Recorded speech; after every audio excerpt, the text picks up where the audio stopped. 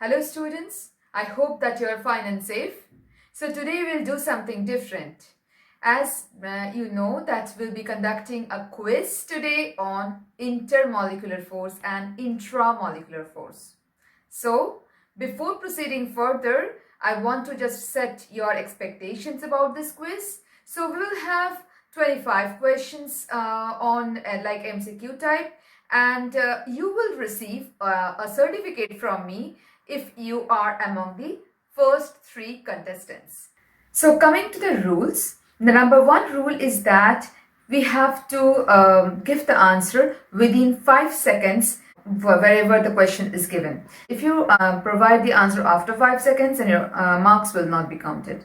Second important thing is the academic honesty. Academic honesty means we will try not to retrieve back our comments if we have given the wrong answer. Third important thing is that you will share your final marks within the comment section after the finishing of the quiz. Last and most importantly, you need not write your email address within the comment section, but you can share your email address privately through my Facebook page. The link is already shared in the description below. So, let's zoom in. Best of luck.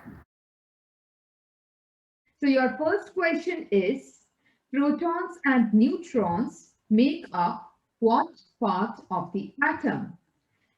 Please write down the answer in the chat from the given options. So your options are cell, nucleus, nuke, and nuclear. So your countdown starts.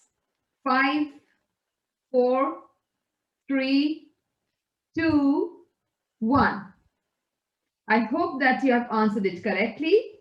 And the correct answer is nucleus, right? So within an atom, the nucleus contains the protons and the neutrons. And outside the nucleus, the electrons revolve. Well done, those who have answered it correctly and all those who have tried.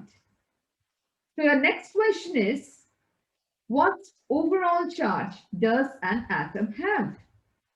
So your options are neutral, positive, or negative. Countdown starts. 5, 4, 3, 2, 1. So I hope that you have answered it correctly. And an atom is neutral. So the number of protons and the number of electrons is always same. The neutrons has no charge, and neutrons and protons are contained in the nucleus of the atom. Well done, awesome to those who have answered it correctly and all those who are trying their best. So our next question is, what is the name given to an atom that has positive or negative charge because it has gained or lost an electron? I'm repeating the question. What is the name given to an atom that has positive or negative charge because it has gained or lost an electron? So your options are iron, ion, lattice, and sand. Write down the answers in the chat. The countdown starts. 5, 4, 3, 2, 1. I hope that you have answered it correctly. And the correct answer is iron. Because an ion is an entity or is formed when an electron is either lost or gained, and hence the number of protons and the number of electrons is not same within an ion. And just to remind you, the positively charged ion, we call it as cation, and negatively charged ion, we call it as anion. So well done, students. Awesome. Everyone is trying their best, I believe. So carry on. to our next question. What is the name of the bond when two ions comes closer? So what is the name of the bond when two ions comes closer? So your options are covalent bonding, ionic bond, bond streeting, James Bond. You can write down the color of the correct answer in the chat. So your options are covalent bonding, ionic bond, bond streeting, and James Bond. So your countdown starts. 5, 4, 3, 2, 1. So I hope that you have answered it correctly. So when two ions come closer, they form a bond known as ionic bond, right? Ions will form ionic bond, right? Not James Bond. So example is, the most common example is the sodium chloride, right? Sodium chloride has ionic bond within it, and sodium ion and the chlorine ion comes closer and forms a bond known as ionic. Okay, let's proceed. Valence electrons are, so what are valence electrons? We have heard valency before. So valence electrons are, your options are only two. So either A or B. A is all the electrons in the atom, or the electrons in the outermost shell. Your countdown starts. 5, 4, 3, 2, 1. I hope that you have answered it correctly. It's super duper easy. It's the electrons in the outermost shell. So the electrons in the outermost shell is called the valence electrons. Okay. Now you can imagine here in this diagram, like the electrons in the last orbit that has the capacity. So the two green balls which are not moving, that just to denote it, we call it as the valence electrons. And the rest, all the electrons are not the valence electrons because it's not present in the outermost shell. Well done. Awesome. Wonderful. Okay, let's proceed further. Our sixth question is, metallic bonding occurs between, your options are elements, non-metals, and metals. Write down the answer in the chat, A, B, or C. Countdown starts. 5, 4, 3, 2, 1. So the correct answer is metals. So metals will form metallic bonding, right? Non-metals cannot form metallic bonding. Of course, it's logic. So it's example. So how metallic bond looks. So you can imagine these the blue circles are the metal atoms, and they are within a soup of electrons.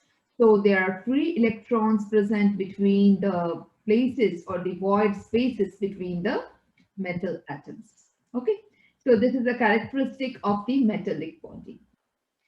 Okay, wonderful. Let's proceed further to the seventh question.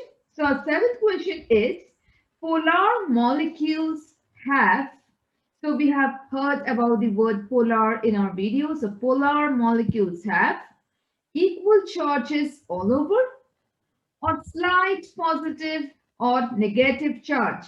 Which is the correct option? Polar molecules. Write down the answer in the chat. Your countdown starts. 5, 4, 3, 2, 1. I hope I'm 100% sure that you have answered it correctly. And the correct answer is slight positive or negative charge across the molecule or formed within the atom. Okay, so it's not exactly ion, but yes, there is a shifting of electrons, and due to the electronegativity, the tendency, and hence we call it as polar molecules. So just a common example is the water.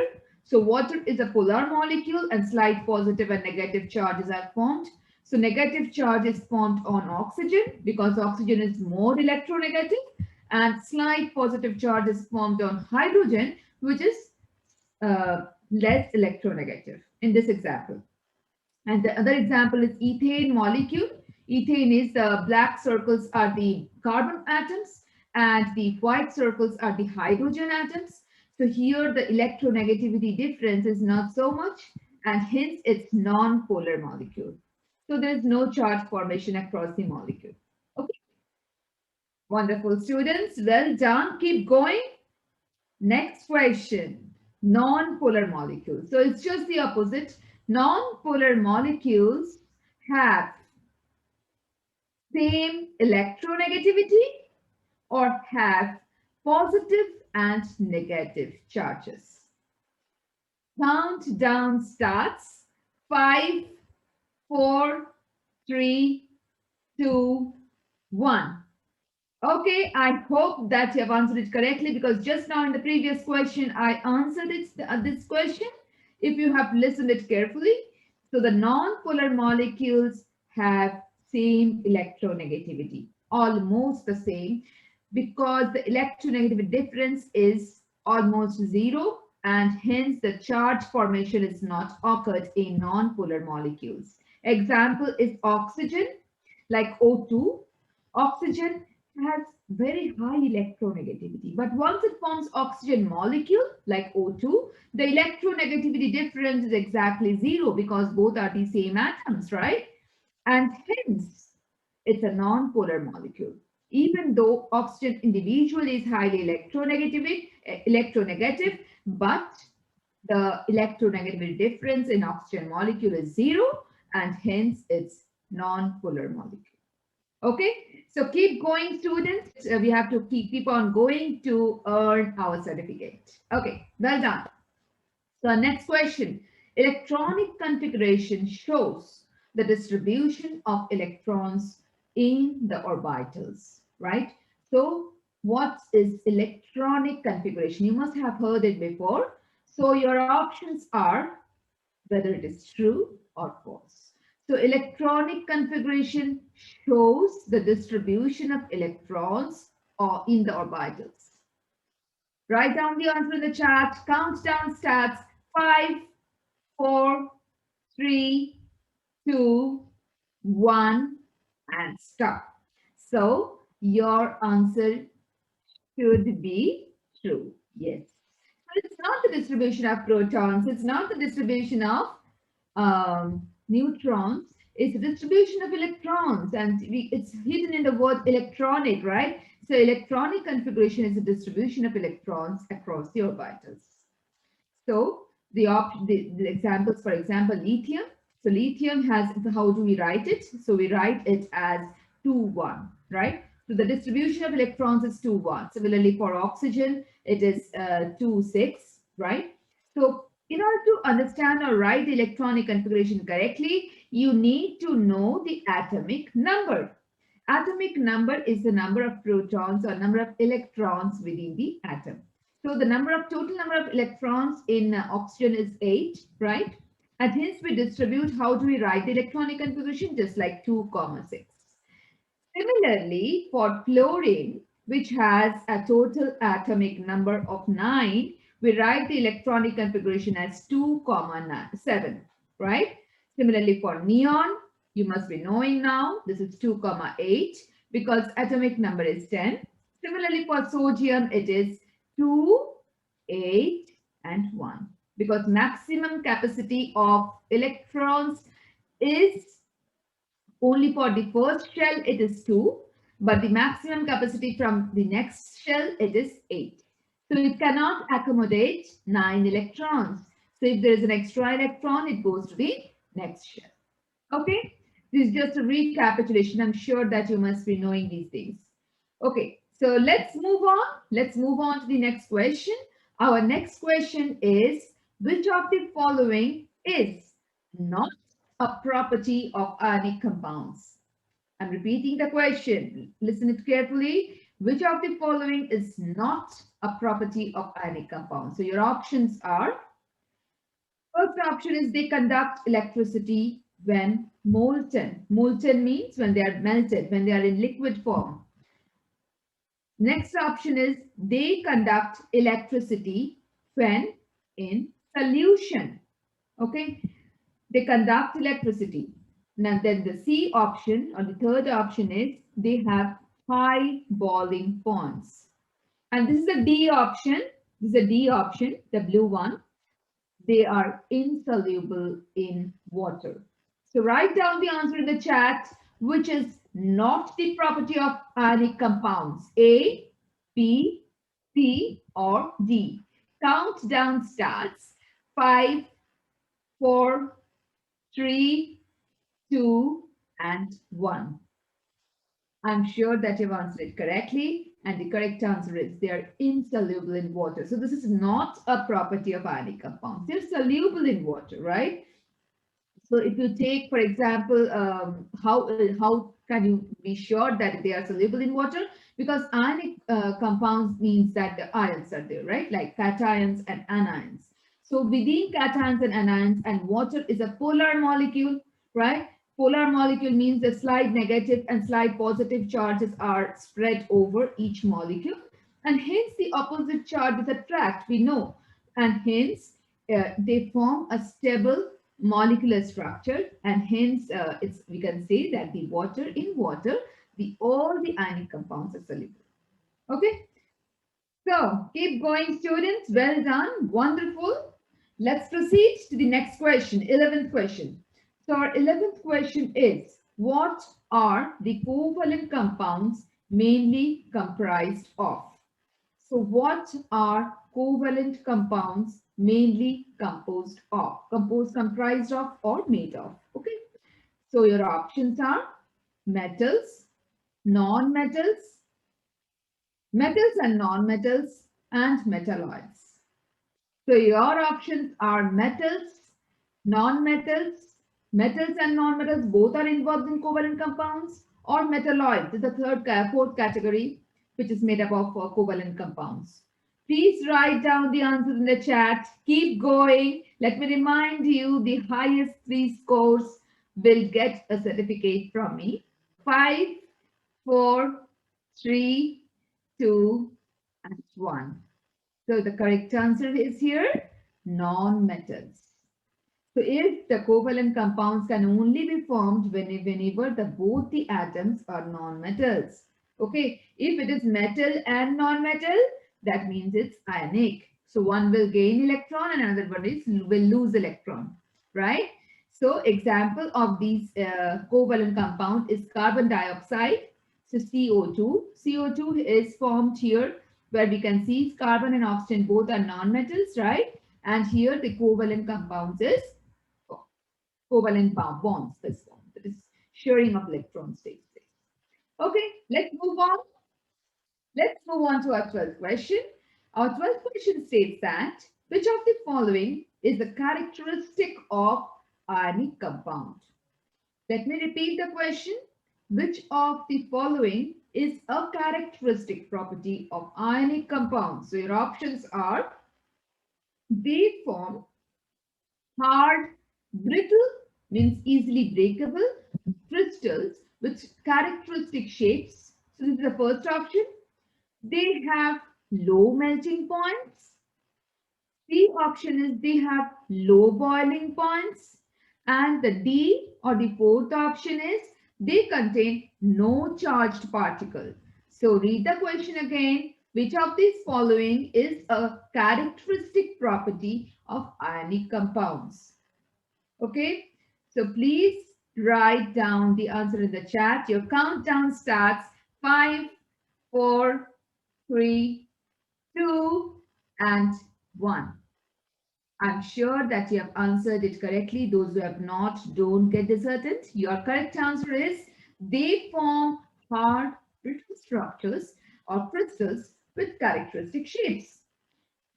So all these characteristics, that is, they have low melting points. It's not a characteristic of ionic compound. Ionic compound have high melting and boiling points. And ionic compound have charged particles. So all these are eliminated. So only thing left is what? They form hard brittle structures. So this is just an example of common ionic compound, which is sodium chloride. Sodium chloride, its crystals. The other examples include copper sulfate as well. So copper sulfate is also an example where it has it's from crystals with characteristic shapes. So this is a unique characteristic of ionic compounds. Okay, let's proceed to the next question. Wonderful students, keep going.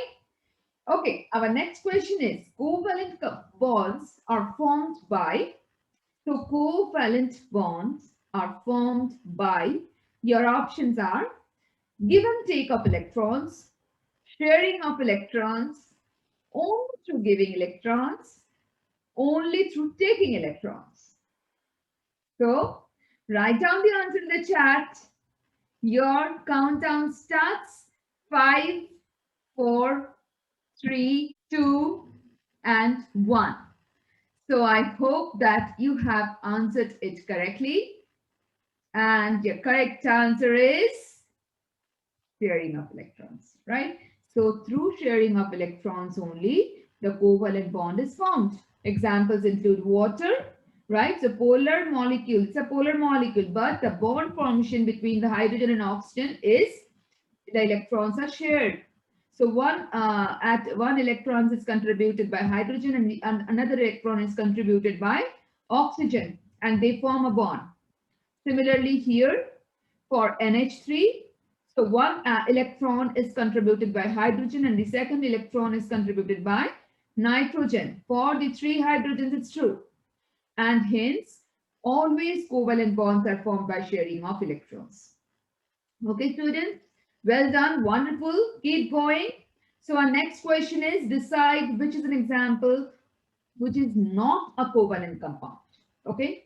So among these four examples, which is not a covalent compound, it's water, it's carbon dioxide, it's sulfur tetroxide, or CaCl2, calcium chloride. Your countdown starts, which is not a covalent compound. 5, 4, 3, 2, and 1. So your correct answer is CaCl2. So this is not a covalent compound. This is an ionic compound. Okay. Ionic compound. Why? Because one is metal and the other is non-metal. Isn't it? So whenever ionic compound is formed, there is one has to be a metal and another one has to be a non-metal. So it's not a covalent compound. So example is water. So water, how does it look? You can have a look. So here the electrons are shared, right? Similarly for carbon dioxide, which is a linear molecule, straight molecule, here also the electrons are shared, like here you can see.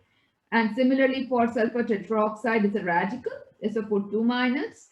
And here it is also, you can see that each bond formation takes place and the electrons are shared within the sulfate radical.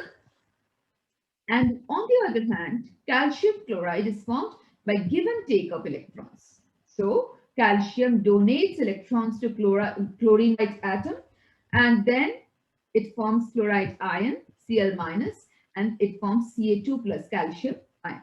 And hence it's an ionic. Okay. Okay, students, well done. Wonderful. Keep going. Let's proceed to the 15th question. Why are covalent compounds non-conductive to electricity? So the property of covalent compounds that they are not very good conductor of electricity. So why it is so? So your options are they do not contain charged atoms or ions. They contain ions but have equal charges in those ions. Third option is they contain metals which give away electrons. And the last option is they bond by transferring of electrons.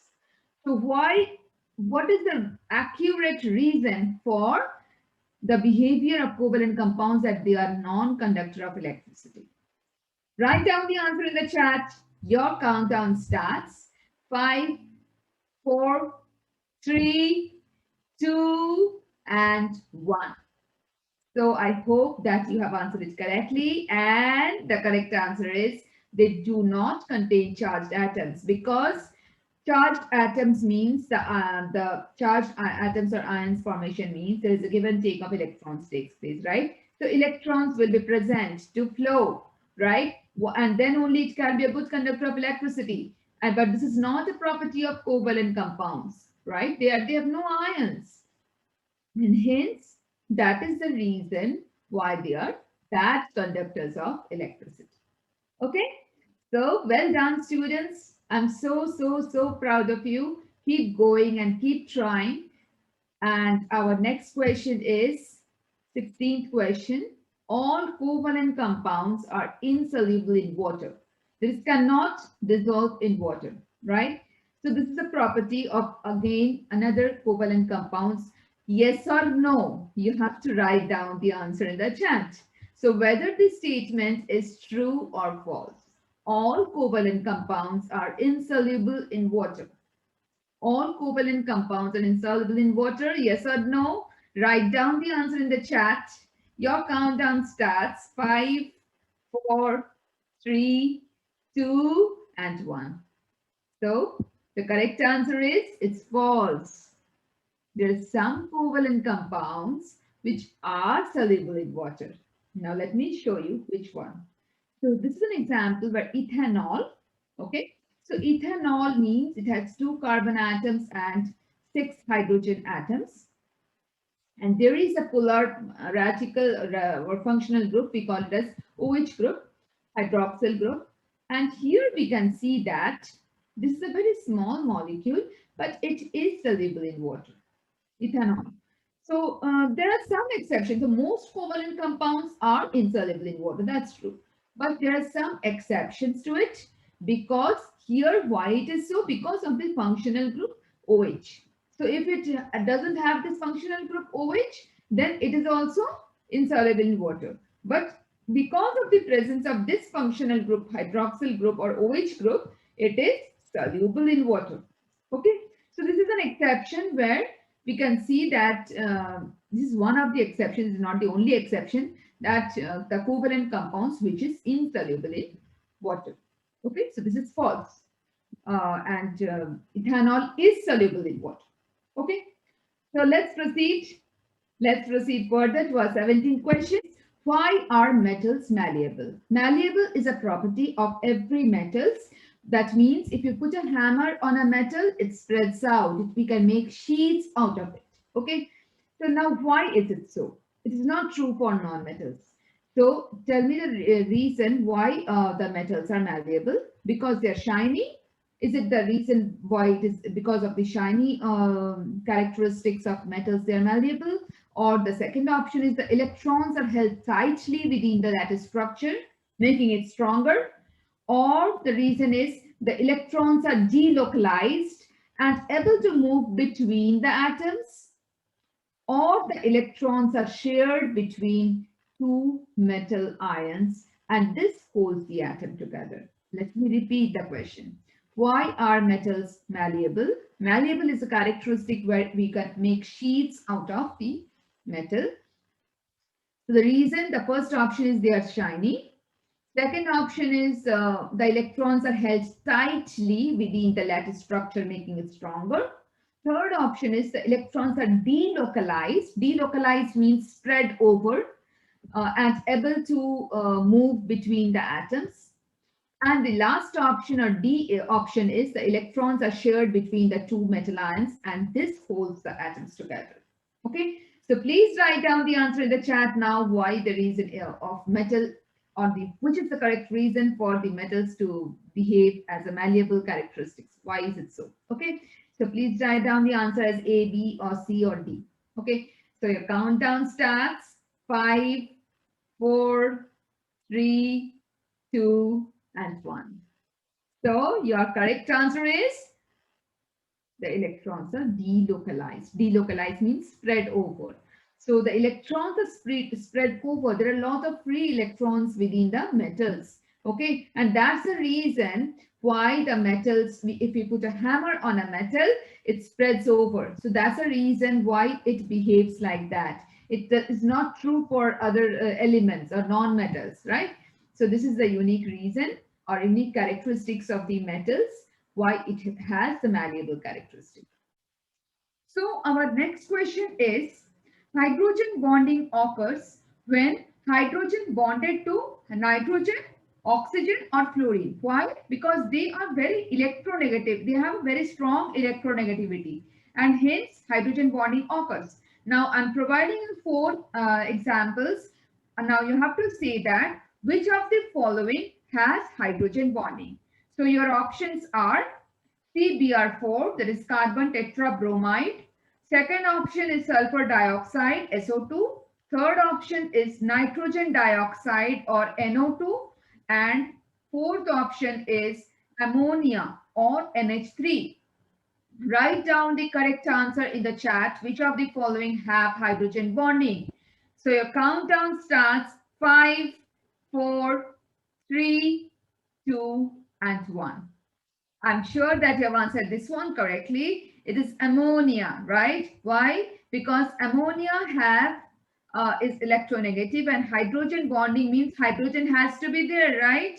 So ammonia has hydrogen and it's bonded to an electronegative atom like nitrogen, right? And hence there is a difference or formation of slight negative and positive charges, and hence the formation of hydrogen bonding takes place between the two molecules of ammonia. So this is one molecule of ammonia, this is the second molecule of ammonia, and in between there is hydrogen bond. Okay, so hydrogen bond is forming ammonia in this example. Now let's proceed further. Wonderful students. Next question is, does water have hydrogen bonding? So your question, yes or no, please write it down in the chat. So option is yes or no. Does water have hydrogen bonding? Your countdown starts. 5, 4, 3, 2, and 1. I'm sure this is super easy. You must have answered it correctly. It's yes, of course, water have hydrogen bonding. And we can see that here the water, right? So here the water, within water molecule is oxygen and hydrogen, of course, and there is a formation of slight negative and positive charges across the atom. And two water molecules, within the two water molecules, there is a formation of hydrogen bonding between, for example, hydrogen has delta plus charge and oxygen have delta minus charge. So they have opposite charges attract, and hence the formation of hydrogen bonding takes place in water as well. Okay, well done, students. Carry on. Let's go to the 20th question. Does HF is hydrogen fluoride, have hydrogen bonding? Yes or no? So does HF have hydrogen bonding? Yes or no? Write down the answer in the chat. Please write down the answer in the chat. I want every one of you should participate. Never give up. Okay. So your countdown starts 5, 4, 3, 2, and 1. I'm sure that you have answered this one also correctly. And the correct answer is yes, of course it has, because the previous two questions only I have discussed that the hydrogen bond is formed between hydrogen and an electronegative atom like fluorine, oxygen, and nitrogen, right? So hydrogen bond is formed between two HF molecules. Here you can see the examples. The hydrogen bond is formed. So this is one HF molecule, and then the hydrogen bond is formed between the two HF molecules. First question is that. So students, keep going. Wonderful performance till now. Have a note, take a note on your correct answers, which of you are answering correctly or not. And I'll also have a look to your chat answers. So which is the second strongest intermolecular force after hydrogen bonding? So write down the answer in the chat. Which is the second strongest intermolecular force after hydrogen bonding? Your options are dipole-dipole interaction or London dispersion force. So after hydrogen bonding, which is strongest? Your countdown starts. 5, 4, 3, 2, and 1. So I'm sure that you have answered it correctly, and it is the dipole-dipole interaction. It's not the London dispersion forces, right? Why? Because dipole-dipole interaction is weaker force as compared to hydrogen bonding, but as compared to London dispersion force, it's stronger. Why? Because London dispersion force, the spread over is present in every molecule. So every molecule have London dispersion force, and dipole force is present only in polar molecules, right? So where there is an electronegativity difference. Now you can see this example where the hydrogen fluoride is there. So chlorine and hydrogen have a strong electronegative difference, and hence a partial charge is formed, right? And this partial charge is the reason why there is developing a dipole-dipole interaction. But in London dispersion force, what happens? It is not. It may or may not be a polar molecule. So polar molecule have London dispersion force. It's not like that polar molecule doesn't have. So, but London dispersion force is present in every molecule, whether it is polar or non-polar. So London dispersion force are spread of the charge very instantaneously, and hence it's very, very weak force of attraction. If you have not observed my previous video, have a look into the previous video and you will find your answers right there. So I'm sure that you've understood why dipole-dipole interaction is a stronger force than London dispersion force.